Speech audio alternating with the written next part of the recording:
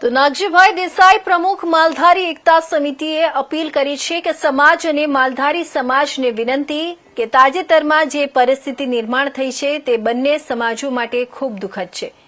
આપણા વડીલો આપણા બંને સમાજો વચ્ચે જે સ્નેહ મૂકી ગયા છે તેની જાળવણી રાખવાની આપણી ફરજ ના ચૂકશો। પ્રેમ મૂકીને ગયા છે બંને। જય રોગા મહારાજ। તાજેતરમાં જે ચૌધરી સમાજ અને માલધારી સમાજ વચ્ચે આપણી વડીલોએ મૂકેલો પ્રેમ અને સ્નેહ અમુક તત્વોના કારણે તૂટવા જઈ રહ્યો છે, ત્યારે બંને સમાજને વિનંતી કરું છું કે વડીલો જે આપણો પ્રેમ મૂકીને ગયા છે બંને સમાજના, એ પ્રેમ જાળવવાની જવાબદારી આપણા બધાની છે।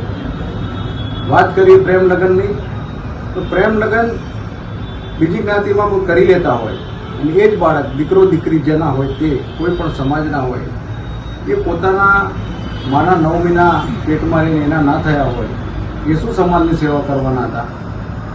એટલે કોઈ લબર મૂચ્યા છોકરા છોકરીઓ કોઈ પણ સમાજના આવું પગલું ભરે એમાં સમાજે દોરાવવું ન જોઈએ। હું માલધારી સમાજને અને ચૌધરી સમાજને વિનંતી કરું છું કે આવા જે લોકો છે જે પોતાના પરિવારના નથી, સમાજના નથી, એના માટે સમાજે લડી શું કરવા આવવાને? અને શું આ લોકો સમાજની સેવા કરશે માનવામાં આવે છે ભવિષ્યમાં?